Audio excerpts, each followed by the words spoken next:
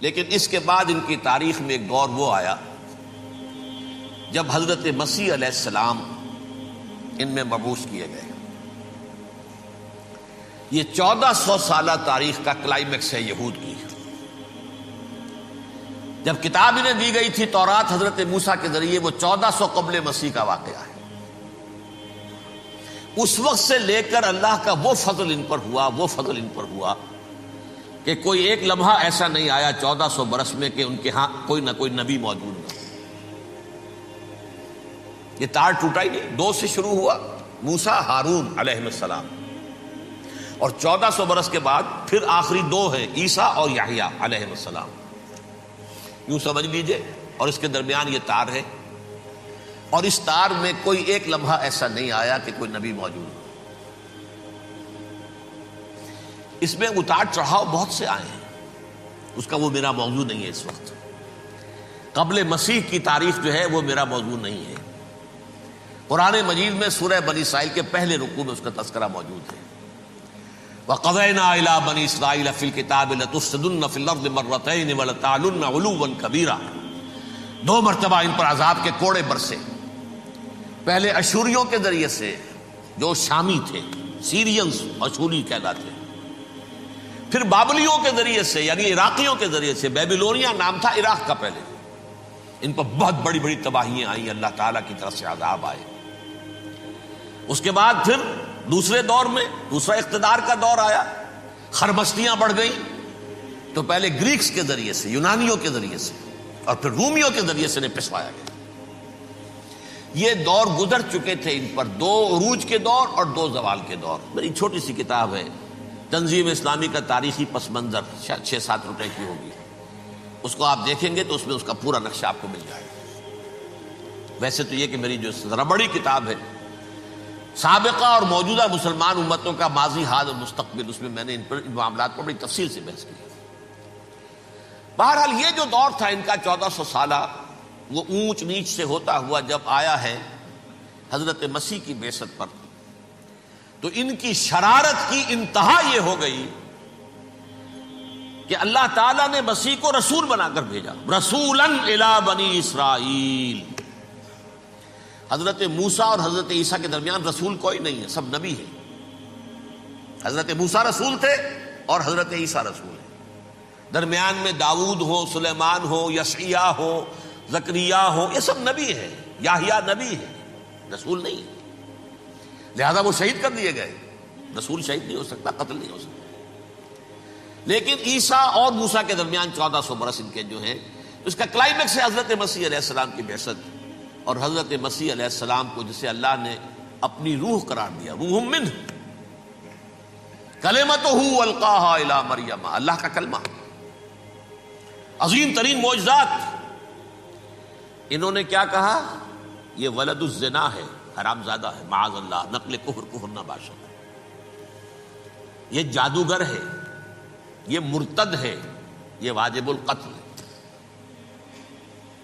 اصل حکومت اس وقت رومیوں کی تھی حکومت، لیکن انہوں نے انہیں آٹونومی دے رکھی تھی، اپنے مذہبی معاملات تم خود طے کر سکتے ہو۔ تو کائفاس جو اس وقت کا ان کا ہیڈ ربائی تھا سب سے بڑا، اس کی عدالت نے فیصلہ کیا مسیح کو سولی چڑھا دیا جائے۔ پائلیٹس پونٹس، اس کے پاس ان کی ازداش پہنچ گئی، یہ ہمارا مجرم ہے مذہبی، یہ مرتد ہے، یہ کافر ہے، یہ جادوگر ہے، یہ واجب القتل ہے، اسے قتل کرو، سولی چڑھا دو۔ خیر وہ لمبی بات ہو جائے گی، اس نے تو اپنے ہاتھ دھوئے کہ صاحب ہمارے پاس کوئی جرم نہیں ہے اس کے خلاف، تم کہتے ہو تو ٹھیک ہے، سولی چڑھا دیتے۔ یہ دوسری بات ہے کہ اللہ نے حضرت مسیح کو اٹھا لیا آسمان پر، ان کی جگہ وہ شخص سولی چڑھا جس نے غداری کر کے گرفتار کروایا تھا، جوڈاس اسکیریوٹ، اس کی شکل اللہ نے بدل دی حضرت مسیح کی سی، اور حضرت مسیح کو فرشتے اٹھا کے اوپر لے گئے، وہ زندہ آسمان پر اٹھا لیے گئے۔ اور یہ ساری تفاصیل نہ قرآن میں ہے نہ حدیث میں ہے، یہ انجیل میں ہے، لیکن انجیل کون سی؟ برنباس کی انجیل، gospel of the lord according to saint Barnabas. یہ حواریین مسیح میں سے تھے، لیکن عیسائی ان کو تسلیم نہیں کرتے، ان کی بائبل کو صحیح نہیں مانتے، کینونیکل نہیں مانتے۔ 100 انجیلیں تھیں، 104 تھیں، جن میں سے 4 چنی ہیں انہوں نے، یہ بتی اور جان اور مرکس مارکس، یہ ہے تو یہ 4 انجیلیں ہیں، انہوں نے تسلیم کیے کہ یہ کینونیکلز ہیں، یہ تو ہیں حقیقی، باقی جو ہیں 100 اس کو وہ تسلیم نہیں کرتے۔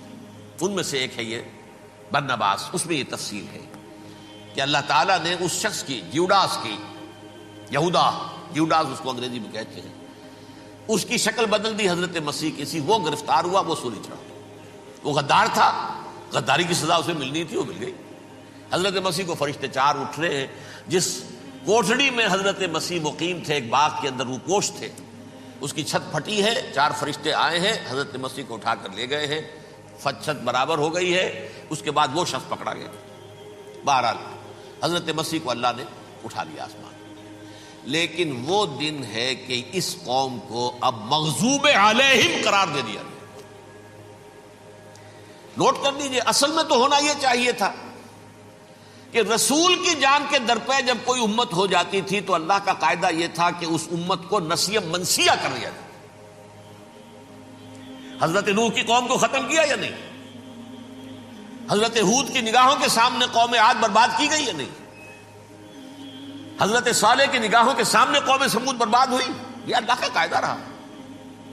سدوم اور عمورہ کی بستیاں حضرت لوط علیہ السلام جہاں بھیجے گئے، مدین کا علاقہ جہاں حضرت شعیب بھیجے گئے، اہل فرعون جن کی طرف موسیٰ کو بھیجا گیا، سب ہلاک کر دیے گئے۔ کیونکہ رسولوں کے بارے میں اللہ کا نبیوں کے بارے میں یہ بات نہیں ہے۔ نبی آیا، اس نے دعوت دی، جس نے مان لیا اچھا کیا، اپنے لیے اچھا کیا، نہیں مانا اس کی اپنی جو ہے آپت برباد ہو گئی۔ دنیا میں کوئی فیصلہ اس کا نہیں ہوتا، لیکن رسولوں کا معاملہ یہ ہوتا ہے کہ دنیا میں وہ اللہ کی عدالت بن کر آتے ہیں، مانو گے تو بچو گے، نہیں مانو گے ہلاک ہو جاؤ۔ تو اس اعتبار سے وہ مستحق تو ہو چکے تھے اس کے کہ انہیں ہلاک کر دیا جائے۔ اب اللہ کی کوئی خصوصی مشیت ہے، اس میں کیا حکمت ہے، وہ ہے ایک حکمت، میں بعد میں اگر وقت ہوا تو بتاؤں گا۔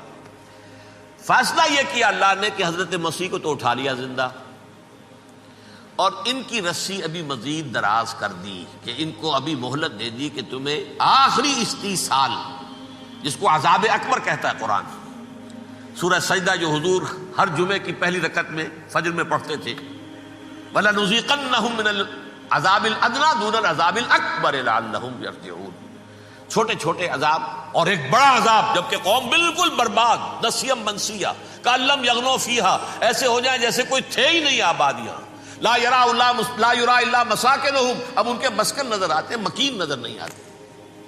یہ عذاب اکبر جو ہے وہ ان پر نہیں آیا، حالانکہ وہ مستحق ہو گئے تھے اسی وقت۔ اس کو یوں سمجھیے کہ کسی شخص کو پھانسی کا حکم تو ہو جائے، ایگزیکیوشن نہیں ہوتا ہے، کئی سال گزر جاتے ہیں پڑے ہوئے، اور معاملات جو ہیں وہ چلتے رہتے ہیں۔ یہ معاملہ ہوا اس کے ساتھ، ورنہ یہ مستحق ہو چکے تھے آخری بربادی تباہی کے، عذاب استیصال، جڑ سے کاٹ دینے والا عذاب، وہ آ سکتا تھا ان پر اسی وقت، لیکن اللہ نے ان کی مہلت دراز کی ہے۔ لیکن اس کے بعد اللہ نے ان کو ایک اور موقع دیا۔ 600 برس بعد حضرت مسیح کے محمد الرسول اللہ صلی اللہ علیہ وسلم کی بعثت ہوئی،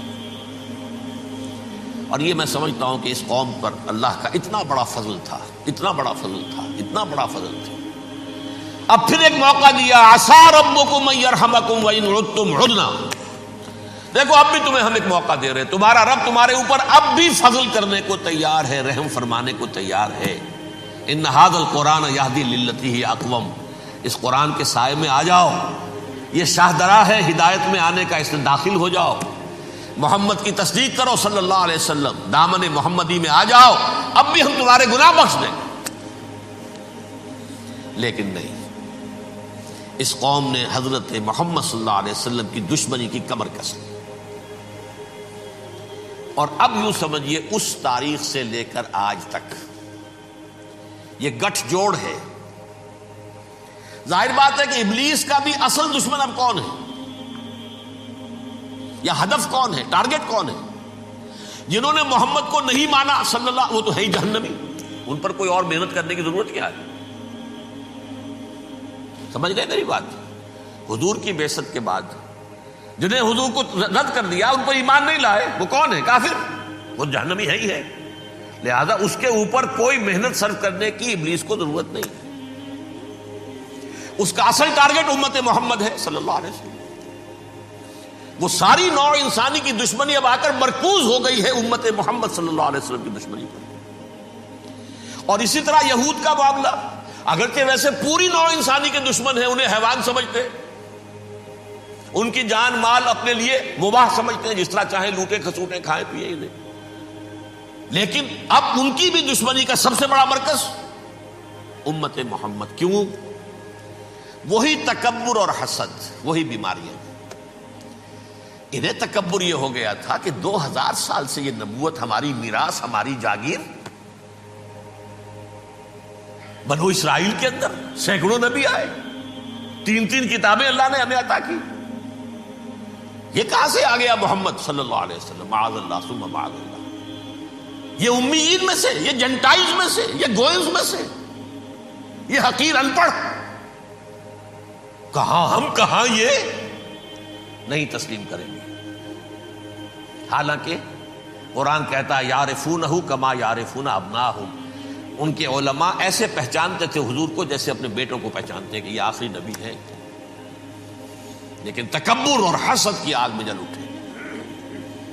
اب ان کے بھی دشمنی کس سے ہے؟ محمد اور امت محمد صلی اللہ علیہ وسلم۔ یہ گٹھ جوڑ ہے۔ اب دیکھیے، یہ ہے میری گفتگو کا اب تک کی گفتگو کا حاصل، یہ گٹھ جوڑ، ایک غیر مرئی دنیا، انویزیبل دنیا کا ابلیس لعین اور جنات میں سے اس کے لشکری فوج،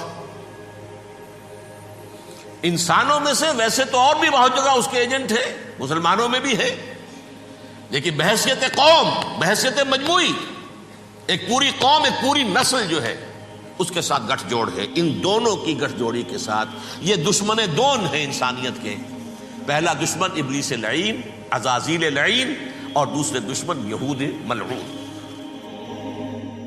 صلی اللہ